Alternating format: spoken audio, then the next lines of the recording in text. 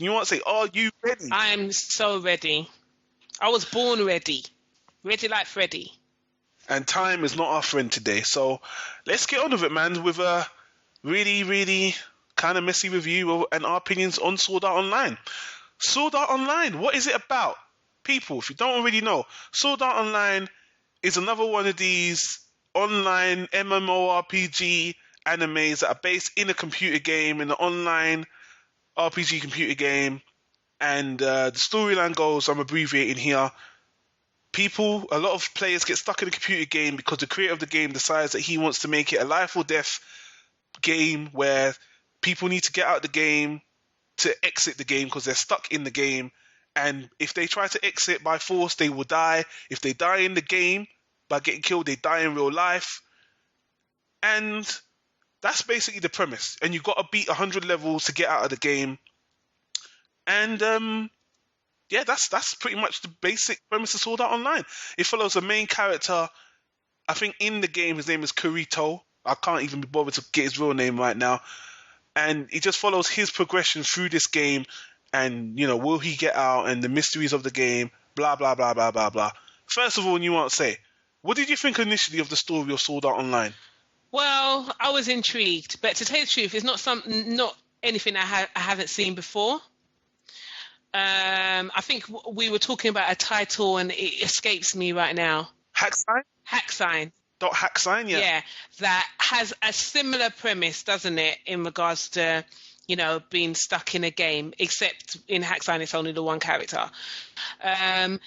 You know, what can I say? It was okay. I was like okay with it. I wanted to see where it went, and yeah, like I said, it wasn't anything fresh or new to me. So I wasn't like so intrigued, like, you know, oh my God, what's going to happen next? But, you know that I love computer games, especially RPG. So I was interested to see where it was going to go. So at the beginning, I was kind of, yeah, let's see what's going to happen. Let's give the history to this. You love Final Fantasy nuances, don't you? Ridiculously so. It's my first. If I could marry a game, it would be Final Fantasy. What's your history with Final Fantasy? Just so that people know. Final Fantasy is probably after Zelda. I think it's one of the first RPGs that I played, and I just loved it. Which one in particular? Final Fantasy VII is obviously the one that I played first, and I loved it so much. I think it's just one of the best RPGs ever made. It was amazing. So I've been playing since 7. I've literally played every single Final Fantasy, and some of them are absolute shite. I think that, but for the last couple of years, due to things beyond my control, I haven't been able to play it to the point where I think I played it. So I played some of the Final Fantasies when other people kind of had already given up, but I was still like trying to see if I could get anything out of it. The best after Final Fantasy VII, obviously the best one, which we always talk about, that came out, and it didn't even come out on. It came out on the PSP exactly. What was it? Crisis Core, Final Fantasy VII, which basically broke my friggin' heart. Yeah, if anybody hasn't played Crisis Core, I mean, come on, man, you really need to play that. It's a flipping amazing game. But the problem is that it came out on PSP, and it shouldn't have come out on PSP, if you ask me. All right, keep going. Yeah, so sorry. So Final Fantasy is a great game for me. It has everything that I ever wanted to play in an RPG. I'm talking about Final Fantasy VII, and even the older versions as well. Final Fantasy to me were great. So that's you asked for my background. Was that clear enough for you? No, and I will clarify for you. You've played Final Fantasy 7, 8, 9, 10, X2. You've even played Dragon Age. I don't know why you're being so humble about it. You've played more than me. I only played 7, 8, 9, 10. Well, Chrono Trigger's not exactly a Final Fantasy game. I've played so many RPGs. You even played, like I said, Dragon Age, which is not even a Final Fantasy game. But that was actually the last RPG you played, right? Yeah. So you're accustomed to playing RPGs. I have a level. There's a level that I expect when I'm playing an RPG, and so if I'm watching an anime about an RPG, there's certain things that I believe should be in place. And me and you, actually, and GA, actually all played a multiplayer online game called The Legend of Mer, which is a European game, which is totally dead now. But, we've actually had that experience that this anime is actually, going into as well. Yeah, apart from, obviously, actually, plugging ourselves into the flipping matrix, in a sense. Yeah. Well, people, I'm not trying to say we're experts. I'm just saying that, we are accustomed to, we have some kind of interest or enjoyment from seeing this. And as just like you want to say, I've played a lot of these games, and the premise, although not new, like you said in Hack, another series, the Hunter x Hunter, the last two OVAs of the original series, which is called Greed Island, they had the exact same concept. They're inside a video game. People can die. They're not trapped in the game per se, but it's that still life or death thing in the game. And another anime, which is not Tower of Druaga. It's based on a game and has the same mechanics of an online RPG, but that's another anime. In summary, this idea is not new. That's basically what I'm getting. And I'm sorry, I have to say that, anyway, actually, I'm not going to say anything yet. You go ahead. Okay. So initially, I thought the premise was cool. I've seen it before.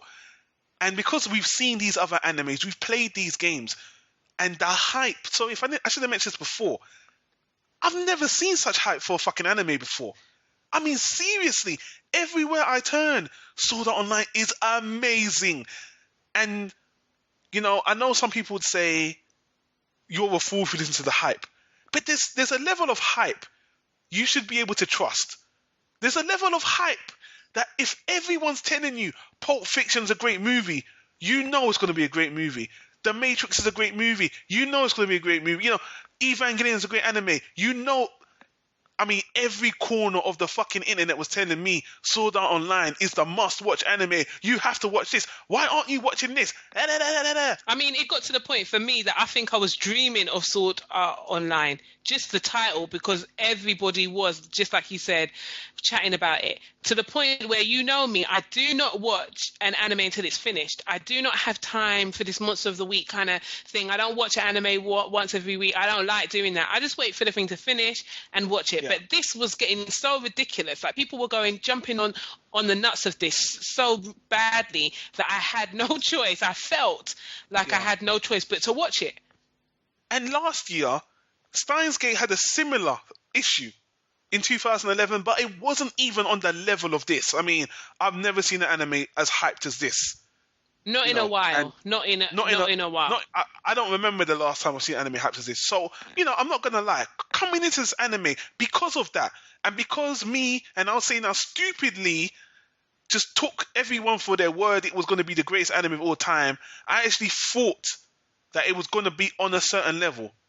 Now, the first episode of this anime set a premise which I thought had the potential to be of the hype everyone's talking about. The animation. This is the only thing that I can say is consistent through the anime. The animation in this anime is fucking beautiful and detailed to the brim, colourful, amazing. And actually, it was the same company that did Anohara. A1 Pictures, I believe. Same studio. And this is even better. Yeah, the animation was good. I will want to say this as we go on, that I did actually go into this with an open mind. Even though there was a lot of hype, for me personally, I pushed the hype to the side because I don't really believe what anybody says anyway. And I just watched it like blindly, trying not to, with an open mind. So in regards to the animation, getting back to that, animation, like you said, was beautiful. I think it even it tweaked a bit in this, what I would call, and I know you will agree, the second season. Yeah. It changed a bit, but yeah, the animation was beautiful. It was very, very colourful. It did feel like, especially, and I will say the second season especially, you really did get the idea of them being in a computer game in another world. I believe more so than the first, to tell you the truth. Yeah. So yeah, animation beautiful. Haven't got a problem with it. Really well done. Very, like you said, detailed. Very nice. It's a 10. The animation for this anime is a 10. But you want, so let's get straight into the story. Now, I have a problem with the story, with this anime. What's your problem? The problem with this anime, it commits two extremely fatal sins, which I've never seen combined before. It's extremely rushed, but at the same time, it's condensed. How do you rush something and condense it at the same time? Let me explain. I was going to, but you go ahead. Sorry, it was a rhetorical question. I do apologize. Okay. You can't really do rhetorical questions when, we're reviewing something together. But anyway, go on. Go ahead. What do I mean by it was rushed? What I mean by rushed was they were putting things in the storyline together so fast, you didn't even have time to process the emotion they wanted you to have. For example, the main character, Kirito, was a beta tester for the game before it actually launched, so he is already leveled up. He's already on a higher level because he was a beta tester. There's a part where he's with he meets a group of low-level people, and he takes them under his wing. I don't think he tells them that he's a higher level, but he takes them under his wing. He watches them die, and all this happens in like 1 or 2 episodes. But the way they show it in the anime, they're trying to, get your emotion. It's like, oh, he was a part of the team. He watched them grow up, and then one tragic day when they walked into a room with a chest that, anyone that's played a fucking game would know any better just to walk in a room with an open chest. Oh, treasure for me. And then they all get murdered, and he's crying like he's been through some dramatic trauma. As the viewer, if you want me to emotionally attach to this shit, this should have happened. It should have been written in a different way. It shouldn't have been written in 1 episode. Not only that, but the problem is with that whole thing is that you didn't even see how he got out of that room.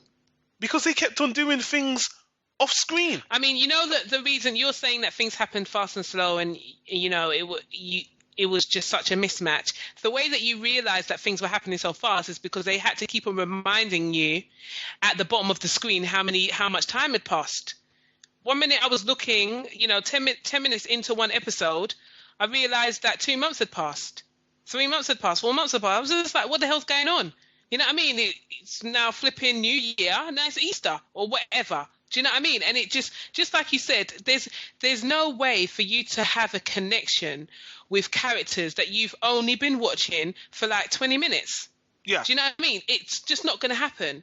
And we would have to get into his character more to explain why it's important or whatever, the fact that he got into a group, because the fact of the matter is, just a little bit about him or his character at that point, was he was a solo player and didn't want to get into any groups. So the fact that he found this low level group, which I don't even understand why he even did that, and then decided to join them and not tell them he was at a higher level and then put them at such ridiculous risk anyway, made no sense. And to explain the reason why I said it was rushed and condensed, it was condensed because the first 15 episodes of this anime, apparently 2 years have gone by. How do you squeeze 2 years of an anime in 15 episodes in this rushed way and expect, me to invest in these characters, in the things that are going on? I mean, the themes that the anime is trying to portray are really good. They're stuck in the game. People decide that they're going to live in the game because they can't get out. A lot of the people can't even attempt to get out because they don't feel like they can, because they feel they're not strong enough, or they've just given up because I don't know why they've given up. So then some of them decide they're going to be shop owners and this and that, which to me also makes no real sense. It doesn't make sense. I don't know. Maybe they were just waiting for someone else to win so they can get out. No, but then that in itself doesn't make any sense as well, and it does not stand by what an RPG is, because it shouldn't be, as far as I'm concerned, all of you are supposed to be there to clock the game. When you clock the game, then you should be able to get out, not when you clock the game you're setting everybody else free. To me, that doesn't make any sense. It doesn't, and a lot of people have complained that is a plot hole.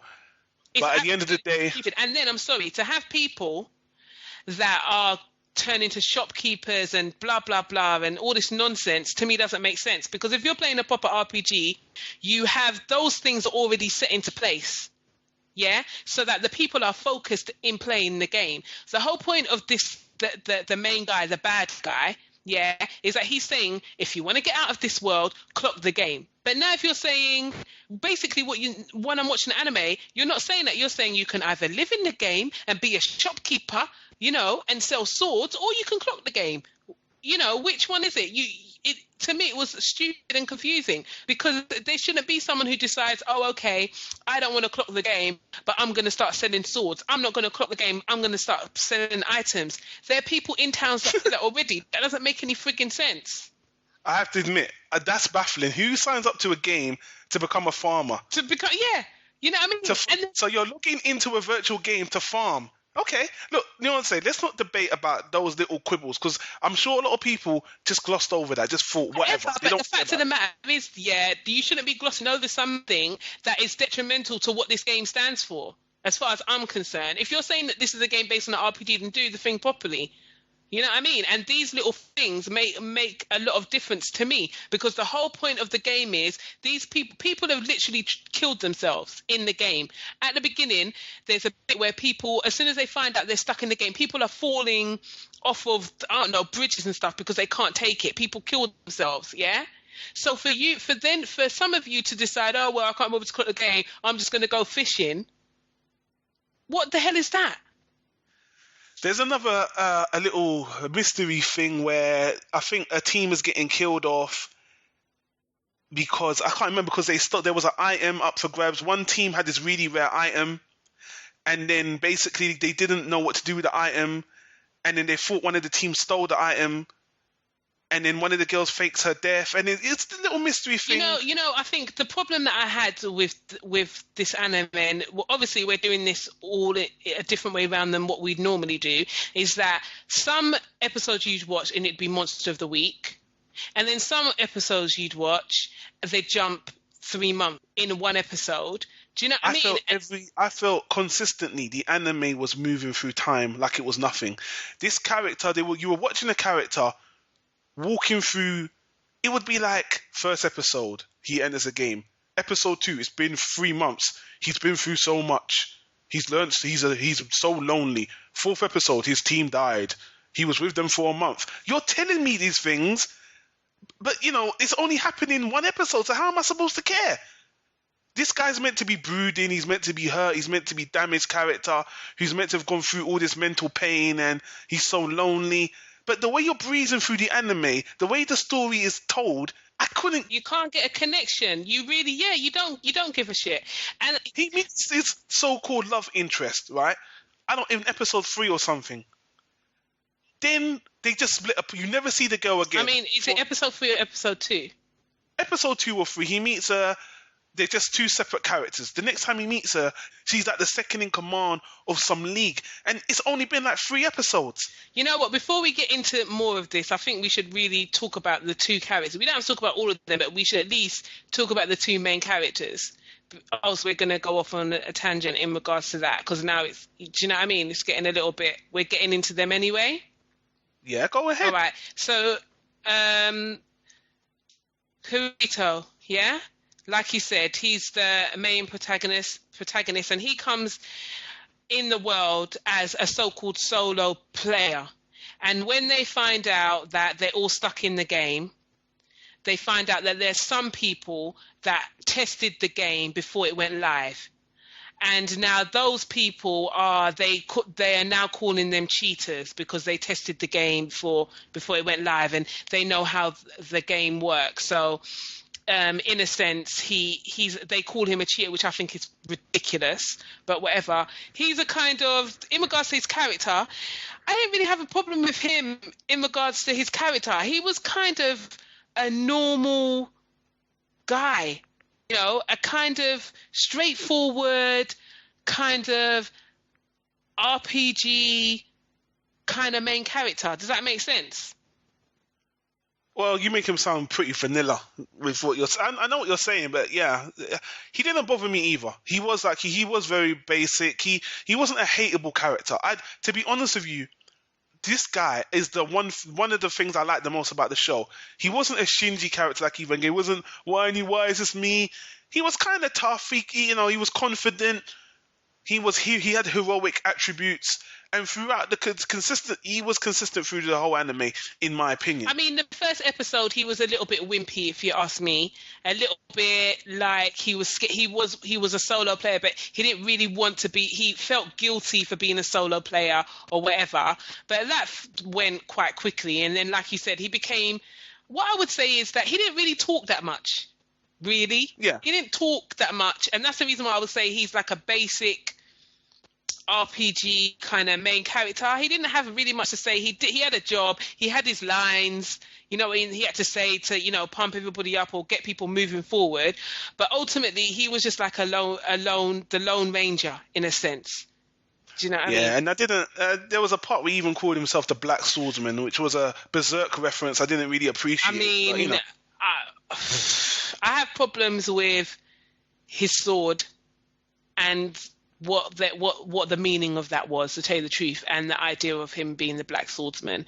I don't know if they were trying to pay homage to other RPGs and other animes, but I didn't really appreciate it that much, to tell you the truth. Some people would say we're looking too much into it, and maybe we're just... Whatever. I don't really give a shit what other people say, as you know. The guy gave himself a nice black coat like a dawn, and, there was a poll, I'll make everyone hate me just so they don't hate each other. Yeah, I'm going to sacrifice myself, And I think that whole thing about I'm a tester beta, I'm a beta is bullshit. It doesn't even make any flipping sense. And that brings me on to his partner.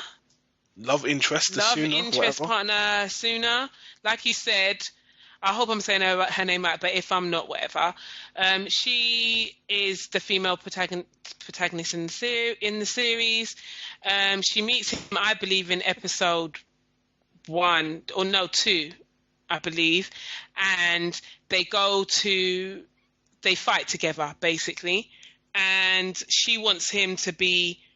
as soon as they meet and they have this fight and they're fighting as a team, she wants to join him and blah blah blah. But he's decided that he's going to sacrifice himself for that, and let everybody hate him. So he kind of tells her to go off by herself and find somebody else to join with. But basically, she is another okay character. Once again, she didn't really bother me. She was supposedly a bit of a hard nut, I would say. And like you said, there were some interesting developments later on, very interesting developments later on. But I think they go their separate ways, like you said, and they don't meet each other again for another 3 or 4 episodes. And by that time, she's very high up she's joined a very astute guild, and she's very high up in that guild, even has her own flipping manservant. It's ridiculous. And yeah, so she's an okay character. There were bits that I didn't like about her, but ultimately she was a strong woman in the series. I can't dislike her because I like strong female characters, and in the first season she was a strong female character to me and didn't bother me as much as some of the other females in the anime. So what do you think? Yeah, I pretty much agree. And hearing you talk about the characters, I kind of realize they really were not all that complicated. No. These two characters, to me, and that's not a bad thing against them, to be honest with you. I did like both of them. They're both okay, especially for the first part of the anime. And again, the more I think about it, it's not the characters I have the problem with. The characters are okay, and I really don't have much to say about them. Generally, they didn't bother me. They were believable. They were likable. They were okay. The way the story deals with them and the passage of time is terrible. And you want to say, this is spoiler territory. Remember that, so we can go into it. They get married. Yes, they do. I mean, you could kind of see it coming, to tell you the truth. You can see it coming, but their romance, at first it's there. You can see it, and then it kind of in one episode, it just reveals itself. There's an episode where Kirito basically he has to join that girl's guild because he loses a battle against her boss or whatever. Yeah, just say the head man in the guild. He loses a battle and he has to join the guild, and then basically he nearly gets murdered. This is another episode I want to bring up. She saves him just before he gets assassinated by some asshole, her manservant you brought up before. Mm-hmm. As soon as she rescues him, that episode is really funny because he's like, I think he just kisses her and is like, I want to take you, I just want to be with you. I want to take you home. I want to spend the night with you. I want to spend the night with you, right? And I thought, wow, this, they're not wasting no time.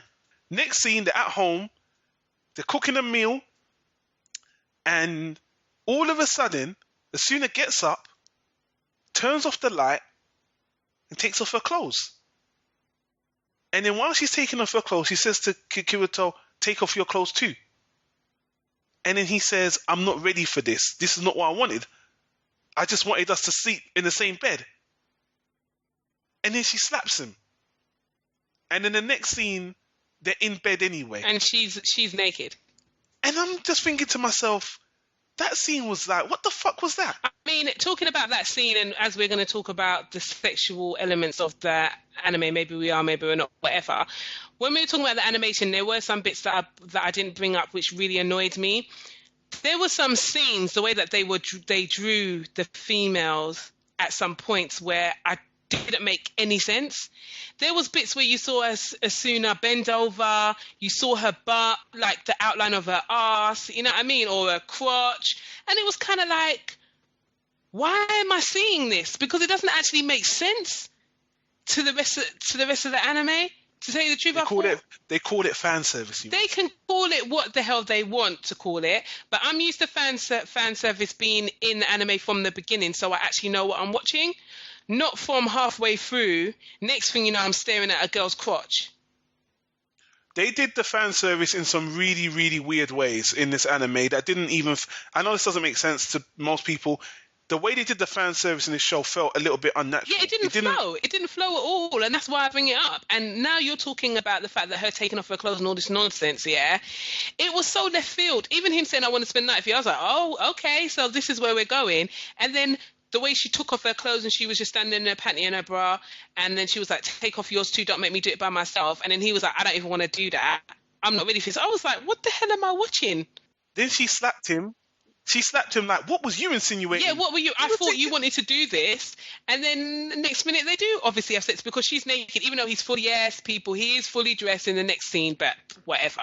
She's bloody naked and holding the bedsheet up to covering her boobs. And they've had sex.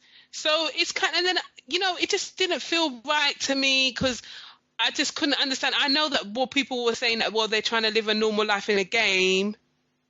Really?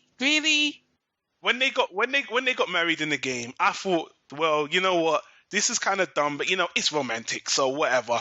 I didn't see this coming. It's a bit weird. They've never met in real life, but they're getting married in the game. But you know what? They've been together for over a year or whatever it was. Was it a year? I don't even know. Exactly. By episode 8, they'd been together for a year. So watching this as a viewer, I'm just like, this shit's happening so fucking fast. But I'm rolling with it. The marriage thing, again, I was just like... And they tried to make it a game thing, like being married means, that you share items and yada, yada, yada, and it's better for you. She's a game mechanic in a lot of games. Yes, from experience, I know it as well. But anyway, let's quickly move on. So by this time, we're kind of halfway through the first season. Let's say episode 8 or 9 or whatever. Now, they introduce another element. The marriage thing to me was a little bit of a what the fuck, but hey, it maybe it's coming. I mean, I don't know. I have to say this. I know you are like what the fuck, but I'm just like I don't see how you see it come. Not see it. You want to say you're the queen. You're the queen of I see it coming. Yeah, but it was in the intro though. You saw them together. They crossed swords like Romeo. All right. Can we move on to the next thing? Well, now? I'm just saying that you're wrong and I'm right. But anyway, move on. All right. The next thing, they introduce this little girl on their honeymoon, by the way. On their honeymoon, to make their family complete.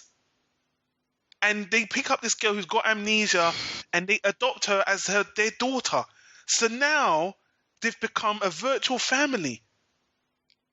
What the fuck am I watching now?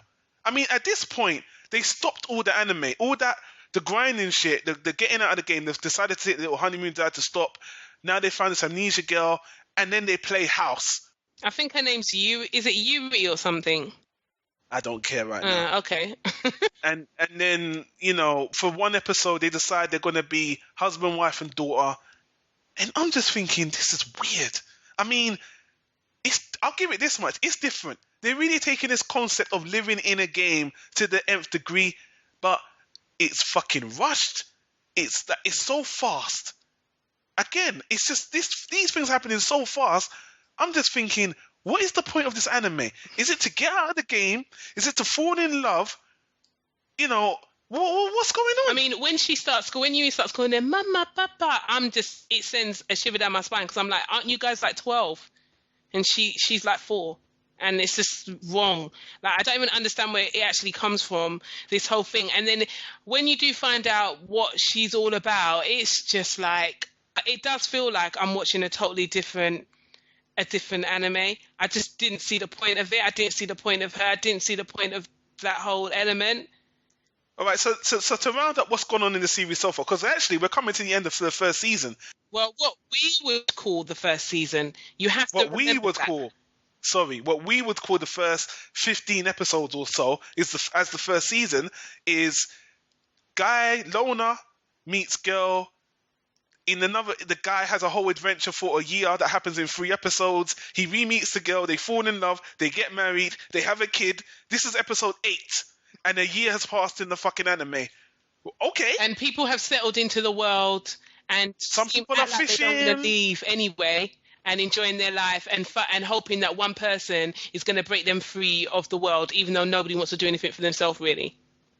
Some people are fishing, some people are farming, and yeah, there's a part of it that is charming, but there's another part that to me is like, is this a game? That's no part of being a game, yeah. Is this, it's just like, is this an online game? It's baffling. And I know a lot of people are just like, you're reading into it too much. It's just like, the series can't make up what it wants to be. Do you want to be a romance? Do you want to be a series about conquering a game because you're being oppressed because you're stuck inside a game? Or do you want to be a series about living inside of a game?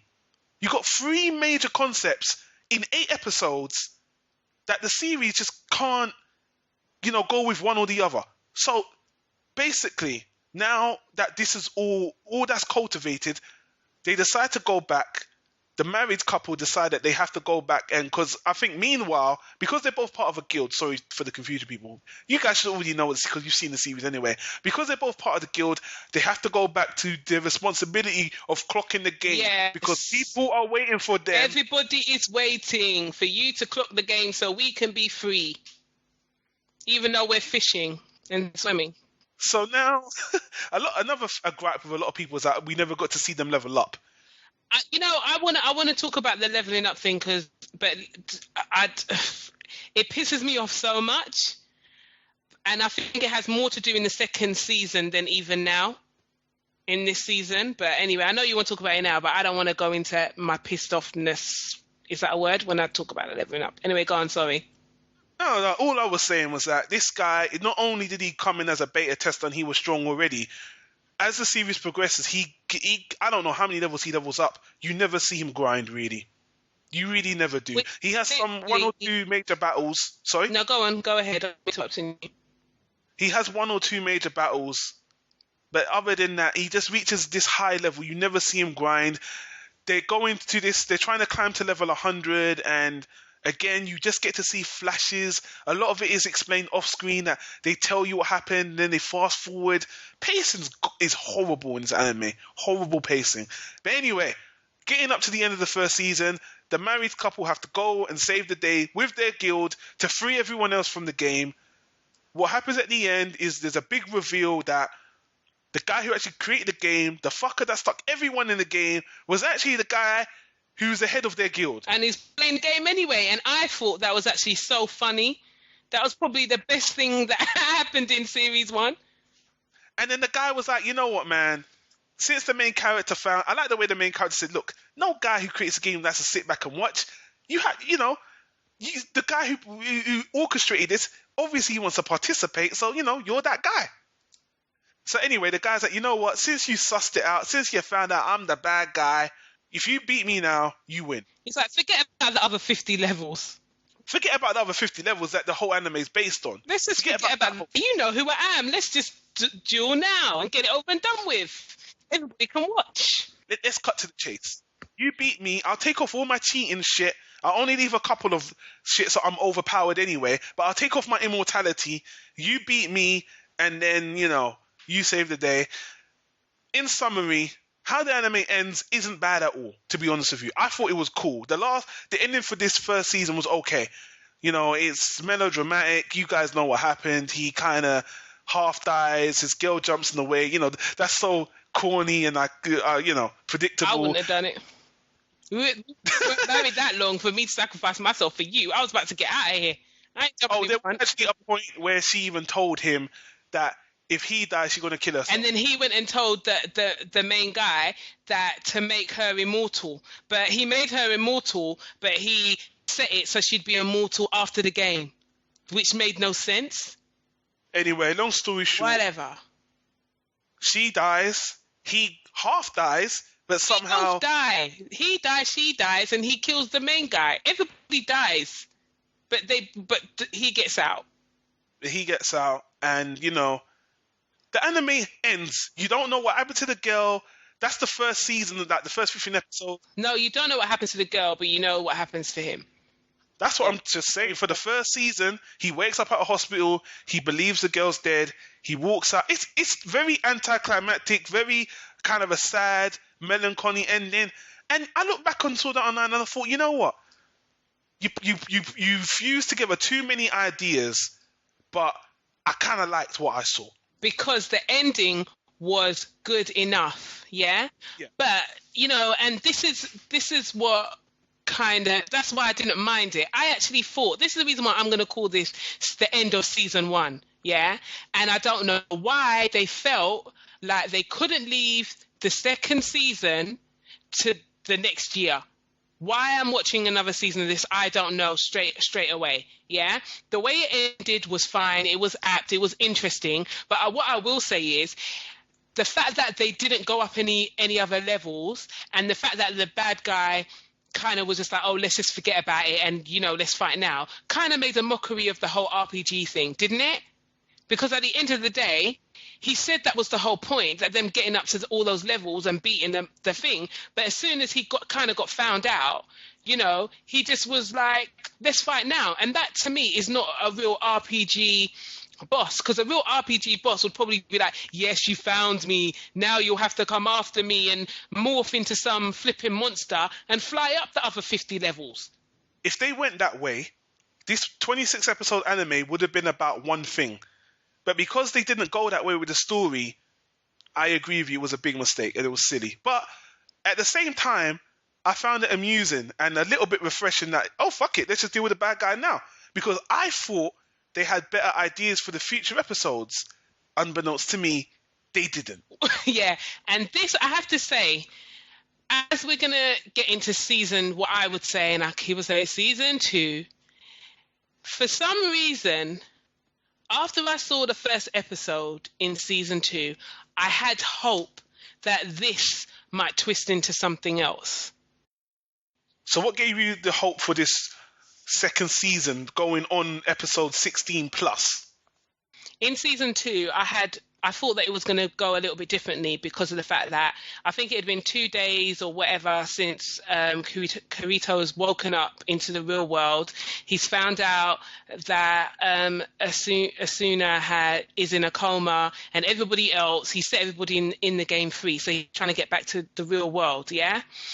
Most of the other people free, yeah. Yeah, most of the other people, well...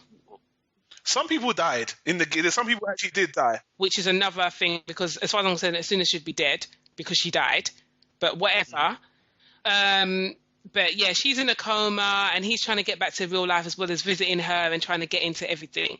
And I don't know, for some reason, maybe it was in my head, maybe I was wishing for something, yeah? But I actually thought that they would concentrate on people trying to get back into the real world, because it wasn't only him obviously that woke up, and I wanted to see if they were going to try and bring a new dimension onto this, because these people had been away for 2 years, And now they're trying to get back into the real world. Some of them maybe couldn't even get back into the real world because they were too busy fishing and enjoying it, yeah? And there are even elements where he kind of says it's hard for him to adapt. And they can't even go to school properly, all this nonsense. So for me, I was thinking maybe we're going to see it from another dimension now. Now they're out of the game. Maybe we're going to see what it's like for them now. Are you saying on a more psychological level to see the effect the game has had on them in real life? Yeah, that's exactly what I thought. That to me. Yeah. I thought that a little bit as well. Yeah, I thought to me, if that was going to happen, that would have brought something fresh and new, something I hadn't seen before. But oh, frigging no, was I wrong? Could I have been any wronger? Is that even a word? Could I have been any more wrong than I was? No, we're going back into this world. But no, not only are we going back into the world, we're going into a new frigging world with frigging fairies. Fairy world. To save his girl, Asuna. And I must say that I was so frigging I was so shocked that this was happening again, and that not only were we going into another world, but the reasoning why we were going into the world, and also bringing in another frigging love interest, which is actually making me gag. You know, where's my frigging sick bucket? Even thinking about it, which is, who is it? Kirito's sister, but not sister. Leafa, sister, not sister, but cousin. Even though they were brought up together, whatever. You can explain. I don't even... I'll explain. Basically, I think in the first episode they tried to allude that he lived with another girl that was his sister. They never really show her face or get much too into it. He showed himself to be detached and he loved the world of the inside game. So now in this new season, you get to meet this girl, and apparently it's his cousin.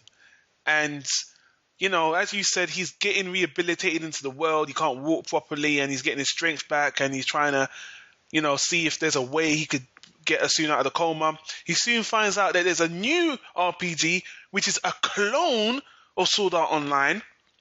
I don't remember the name of this shit, but it's a fairy-based game. World. It was Alphen something. Alfenheim Online or something. I said let's not try, okay? For God's sake. Anyway, it's a clone of Sword Art Online. It's just got a different repackaging, and it's got an emphasis on flying. Fairy flying. As you said, you want to say, one of the things perplexing, them adding a new love interest. Why do this? He's already got to rescue this girl, all right? The fact that this game, all right, the whole creation of this game is stupid. Why even bother get rid of Sword Art Online just to create another clone of it? It's a fucking waste of time. Not only that, but now the new bad guy is even more ridiculous than the old bad guy, and the actual storyline behind him is so freaking ridiculous. Let me. I have to do this. You part do it. myself. Go ahead.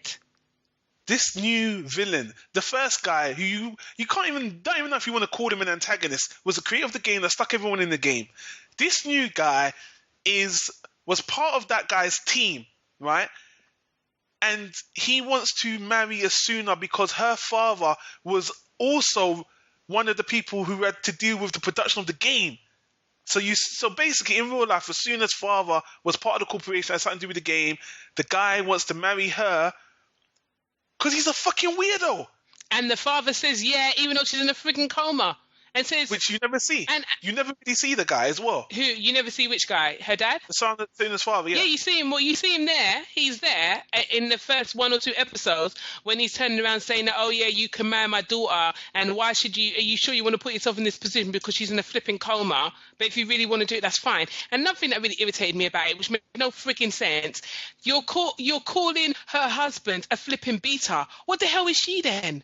Her dad actually helped create the game, or is part of the management that deals with the game. So at the end of the day, she in the game in the first season, she's going on like she's just some innocent little flower, just playing the game and she got stuck. But actually, your dad is actually part of the workforce that got this game actually created. You didn't mention that at all to anybody, even to your husband. Well, obviously, that's a bit of a plot, whatever. But really? I don't give a shit. You call it a hole? I call it a pit. I thought it was just I don't know. No, it's stupid because at the end of the day, the whole plot of season 2 is about the fact that Asuna is high up there, yeah, and she is actually part of management, literally part of management in regards to this whole Sword Art Online game and the whole creation of the other game. And the guy who wants to marry her has been leching after her for years. I don't know if she's part of management or she's just... No, but I know she's not part of management. Daughter, so he can marry it into the family. No, but what I'm saying is I know she's not part of management, but I'm just saying that she's high up there because she's the daughter of the guy who is part of the team that is creating the game. Do you see what I mean? Which to me means that she's a flipping player, a massive player.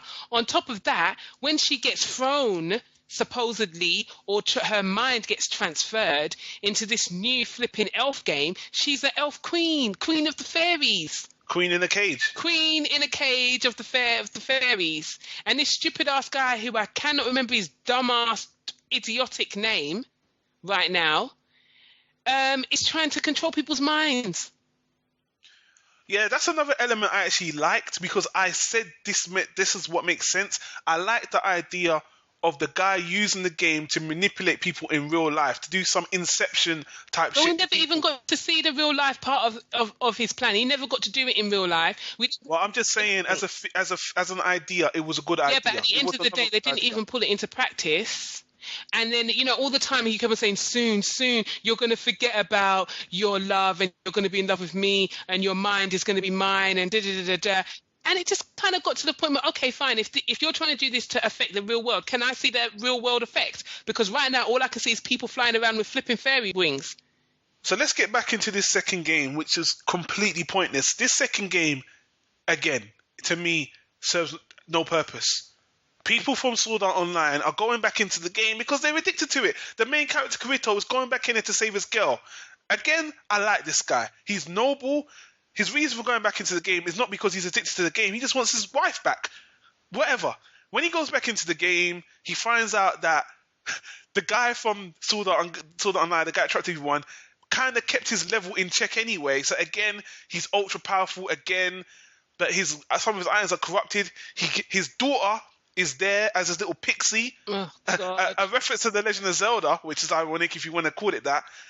And then, to be honest with you, I could summarize this whole second season as a completely futile. What was the point? The biggest point of this whole second season is his sister being a love interest. That is it. Which made me gag. And watching her fall in love with her cousin, stroke brother, who is obviously in love with someone else. And then to find out later when she even know it was him. But then this is nothing that made me laugh. He never changed his friggin' name from the first time. And he's known for the guy who set everybody free out of Sword Art Online. And she didn't even know what his name was in the game. Does that make any sense? And he didn't even know that she was even playing the game. They live in the same house. He didn't know she was playing the game. She didn't know he was playing the game. I'm like... Warning: due to your constant ramblings about Sword Art Online, Skype will now terminate this conversation. Please recompose yourself. And then try again before continuing. Thank you.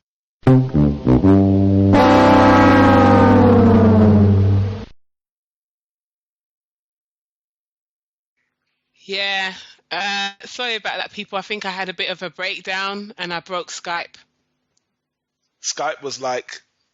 Enough of you dissing Sword Art Online. I love it. I love Sword Art. So what, they didn't know that they were playing the games together. So what, they didn't care about. She didn't care that it was his cousin. Love is eternal. Love lives on forever. I'm taking, all this counselling, I tell you, that I went through in 2012 is really, really going down the drain. And I'm just going to take some deep breaths and just say that I don't really understand how they couldn't know that they were both playing the game, considering their rooms are next to each other. And I found it really, really annoying when Sugu, or as he calls her outside the game, or Lifa, found out that it was her brother, cousin, whatever, and she started to confess how much she loved him, and then he turned around and said, "We can figure this out after," you know. Now, I got to point out that scene. The first time when she pours her heart out to him in real life, and he looks at her just and says sorry, that's a total rejection. He totally shut her down, and she's like, "Just leave me alone." And I was like, good. That was a terrible scene. I hate this whole love triangle with it's totally unnecessary.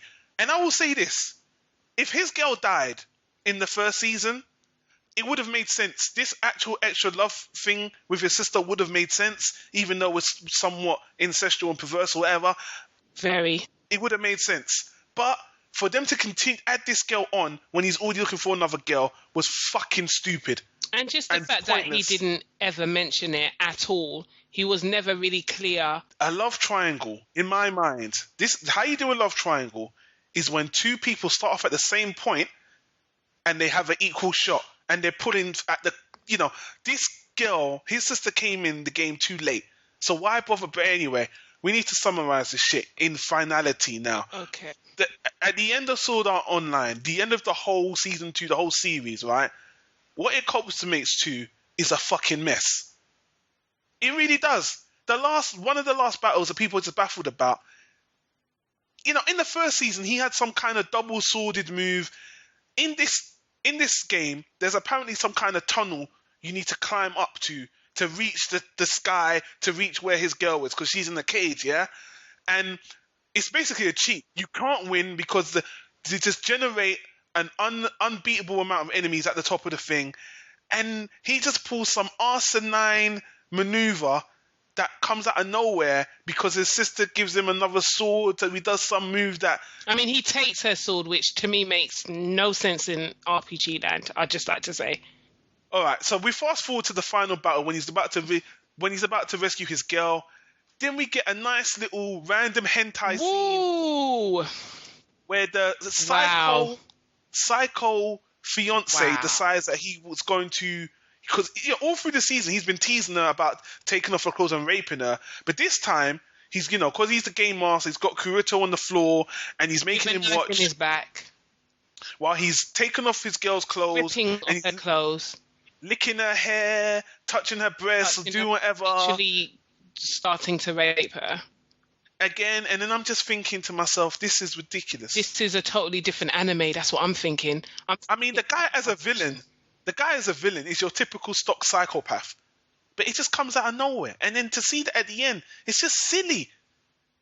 But, to make up for it, Kurito kind of assassinates him in some really amusing way, which I actually liked.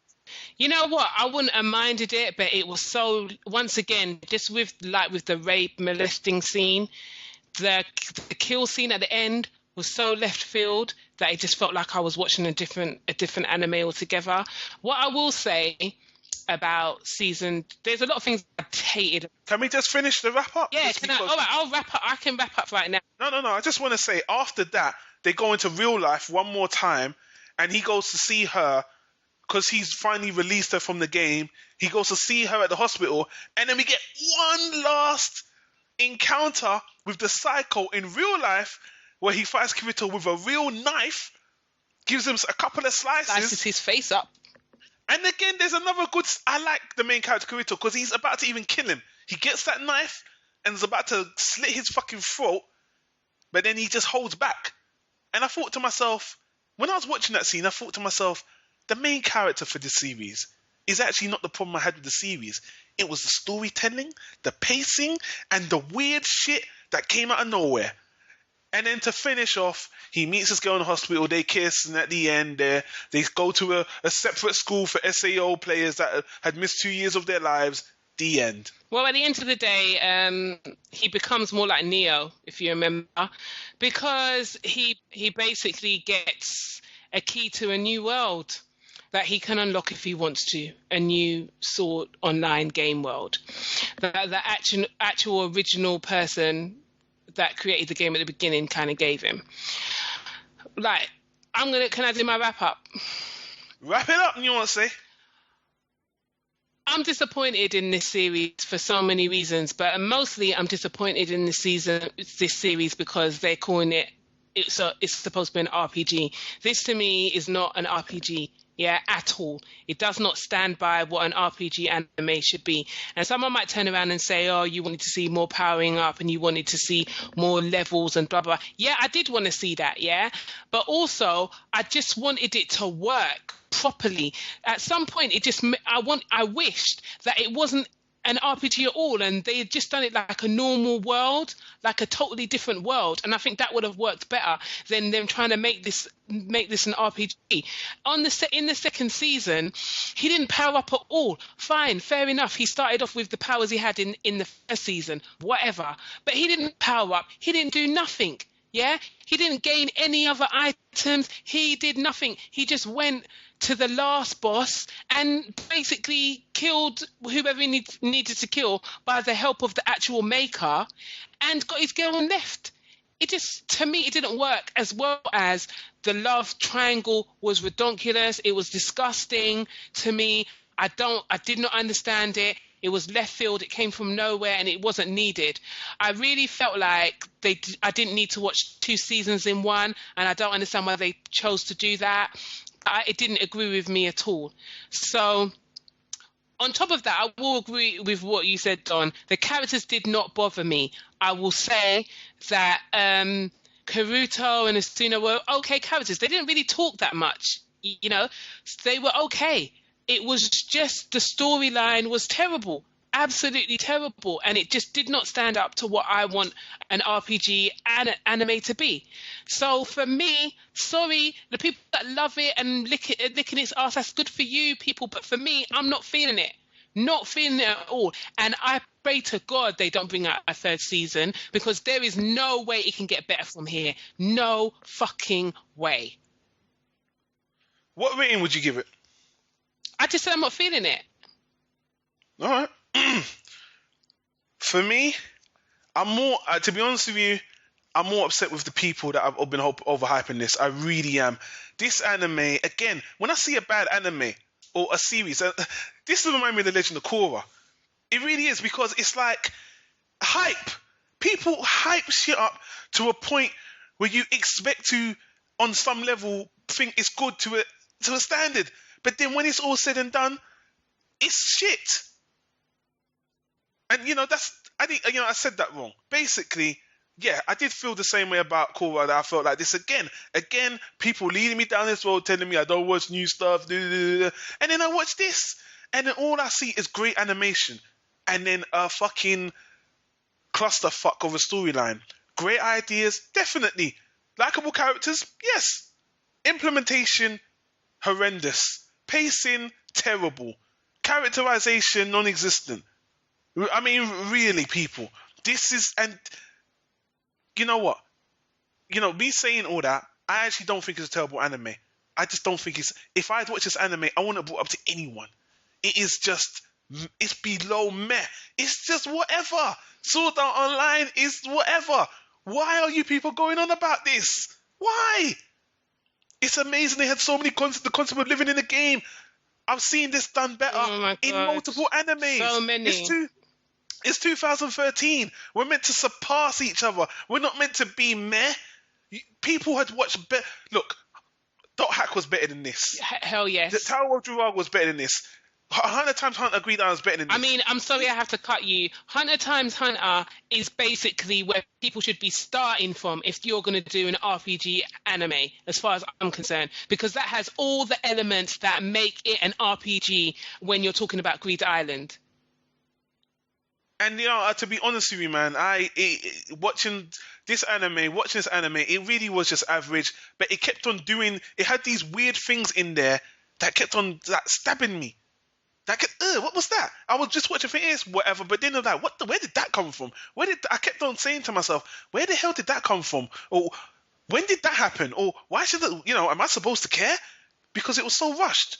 For me, it's a very, very low watchable. You know what I mean? If it was dubbed and it was, it was on TV, whatever. But, is it terrible? Not really. But I wouldn't have mentioned it to anyone. And for people to be going on and on about this, it completely perplexes me. This is the best anime of 2012. Wow.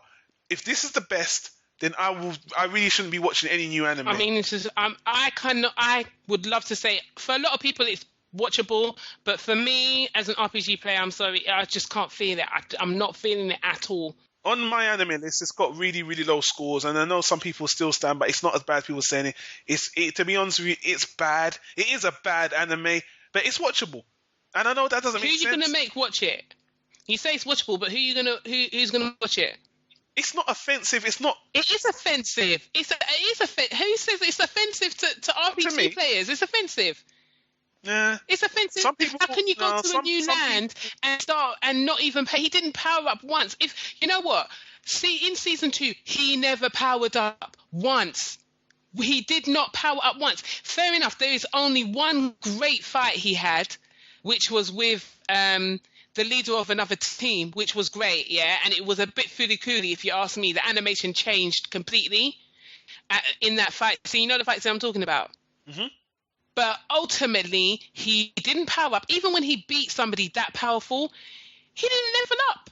There was no level up. He didn't even get an item. The only item he ever got in the game was at the beginning of the game when he got that black coat. And to tell you the truth, I don't even know what that black coat was for. There was only two times. I'm going to calm down now before Skype decides to cut out again. Oh, you can hear it. It's starting to take, yeah. Oh, okay. You need to slow your. You see the passion, people. When I heard Rory Fan made his rant video, but people are so passionate about this anime. But me, I don't get passionate about shit. I just feel like you wasted my time, and I feel disappointed. The only thing I'm passionate about is you fuckers emailing me, telling me, "I don't watch new anime. Oh, this is so great," and it's not. It's just not. You know what? Korra was better than this. That's for damn sure. I could watch. Korra again. It was. Yeah, it was. I will never watch Sword Art Online again, and I will never give it to anybody. And I will say this to you guys for free. If I gave that to anybody now and said this is anime and they should get into anime, they would laugh at me because this is the exact reason why people don't watch anime. People, let me call bullshit on all you people that love Sword Art Online. If the animation wasn't as good as it was, would you even watch this shit? Really? Because I really think it's the animation that got everyone up in arms that is so beautiful. And yes, the animation is something to behold. But personally, animation is like 40% for me when it comes to anime. At the end of the day, it's all about storyline for me. Sorry. The story needs to be good, man. And you people can, if I need some substance. And this anime, it's I would not have brought it up to anyone. So for people to tell me this is the best anime of all time, anime ain't doing too good. Wow, the best anime of all time. Oh, sorry, of 2000, of the recent 10 years. And, the recent 10 years. I don't even know if we've got time to do Steins Gate right now. But Steins Gate was hyped. And I thought Steins Gate was good. I just didn't think it was as amazing as everyone said. But when you compare it to this, Steins Gate is a masterpiece compared to this. And I thought Steins Gate was just all right. I think the bar is getting lowered. I think it's hard. It's hard for me when I see anime like this. It's really hard for me to promote anime. I'm sorry. It just is. Yeah, the bar is getting lowered. Animation is becoming the first priority, and storyline is taking second place. And yeah, the ideas were there. The storyline was a mess. I said this, I'll go again, and this is my final thoughts on this shit. I don't think this anime can be fixed with a second season at all. Second season? You're talking... No, stop saying second. It's third season. Third. This was a missed opportunity. This anime was just a missed opportunity.